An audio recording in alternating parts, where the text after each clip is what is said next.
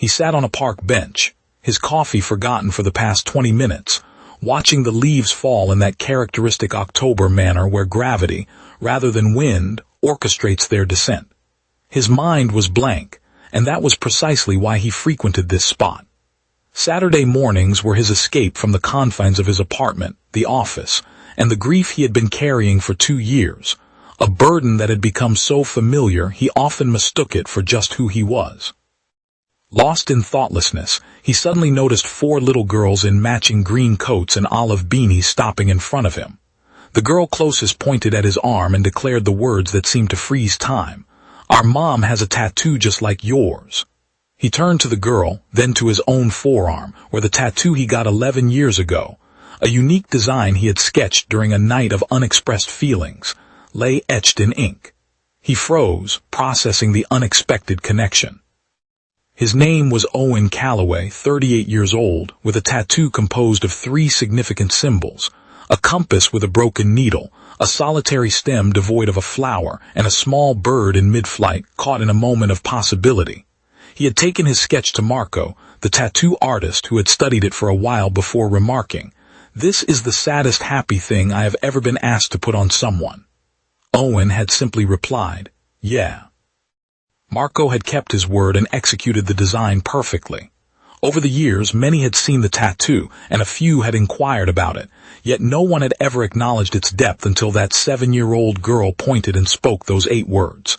He remained still as the girls regarded him with the curious patience typical of children awaiting an honest response from an adult. "Your mom has the same one," he said. The girl explained, "Not the same, similar same. The bird is different." "Her bird is landing." A stirring sensation welled up in his chest, something he couldn't immediately identify. "What's your mom's name?" he asked. Just then, a woman's voice called from behind, "Girls, come here, please, right now."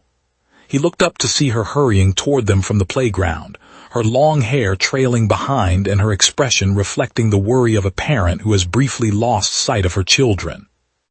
As she reached them, she instinctively placed her hands on the nearest 2 girls, the reassuring gesture of ensuring they were all accounted for. Their eyes met, and she glanced at his tattoo. The park remained alive with its usual sounds, children laughing, dogs rustling through the leaves, the city buzzing, but something felt quieter between them. "Where did you get that?" she asked. "I drew it 11 years ago and got it done by Marco on Clement Street," he replied. "Marco retired," she said, to which he responded, "I heard that." They exchanged glances while the 4 girls observed them with bright curiosity, eager for the unfolding moment.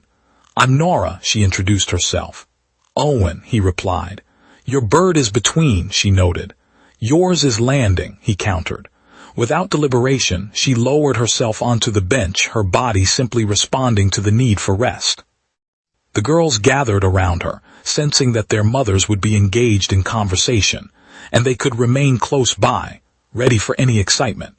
Nora Callahan was 36 and the mother of 4 daughters, Willa, June, Bee, and Rue, all 7 years old and strikingly identical, having endured the curious stares of strangers their entire lives. She had gotten her tattoo 8 years ago, 6 months after her husband left, not in anger but quietly, choosing a life he no longer wanted, leaving her to navigate the aftermath. At 28 with infant quadruplets, her marriage had shifted to a co-parenting arrangement, and her future felt suddenly unclear. Longing for something permanent that was entirely her own, she sketched her tattoo. A compass with a broken needle, a stem without a flower, and a bird about to land. A friend recommended Marco, who had also taken time to consider her design before saying, "This is the saddest happy thing I have ever been asked to put on someone." She had questioned him, recalling someone else had said the same thing, and he confirmed, "A few years ago." "What did you tell them?" she had asked. He replied, "I told them I'd do it right." Sitting in the park, she looked at Owen's tattoo, reflecting on how Marco had spoken those words to 2 strangers years apart, neither aware of the shared experience they carried. "The broken compass," she said. "For when you do know where you're going," he responded. "The stem with no flower," she continued. "For the thing that hasn't happened yet," he replied. "The bird," she said. "Between, still figuring it out," he added. "Mine is landing," she said. "So you figured it out," he replied. She glanced at her daughters, who were engrossed in a pile of leaves like a small research team. "I figured out the most important part. The rest I'm still working on," she admitted. They paused, realizing that this meeting, wasn't just a coincidence. It was a product of countless small decisions made by people unknowingly setting things in motion. There was Sylvie, who had supported Nora through her tough first year post-separation, showing up weekly with food and an offer to help. Nora visited that park every Saturday for 4 years, inspired by Dr. Huang's advice about the benefits of outdoor play for children. Dr. Huang had no idea she turned that advice into a cherished ritual. Felix, who ran the coffee cart near the park, had been making Owen's coffee for 2 years and started adding an extra shot, noticing his fatigue on Saturdays.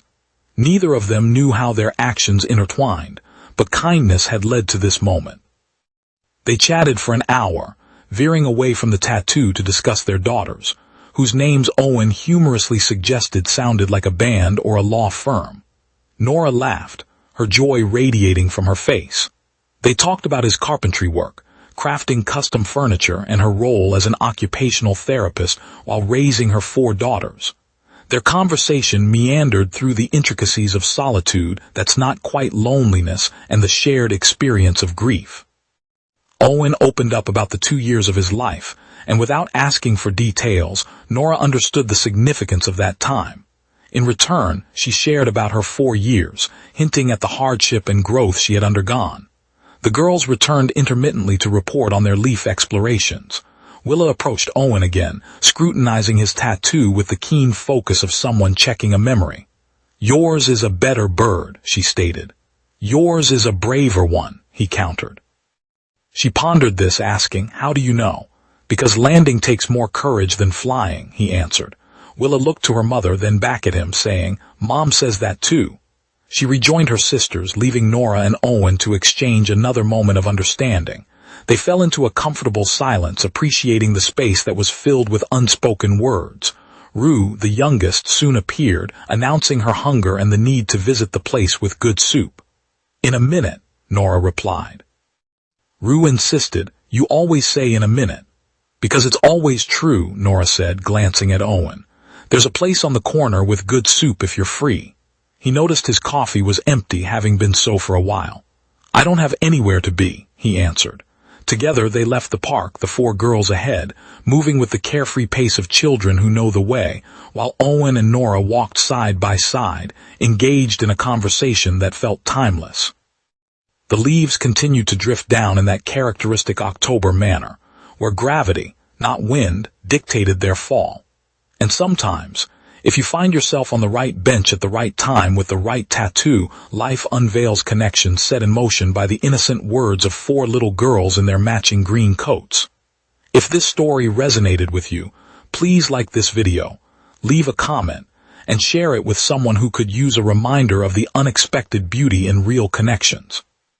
Subscribe to Kindness Tales for more stories that celebrate the quiet moments that can change everything. Because sometimes, the universe arranges encounters, and occasionally, it utilizes 7-year-olds to orchestrate them. Welcome to Kindness Tales. We're delighted you're here.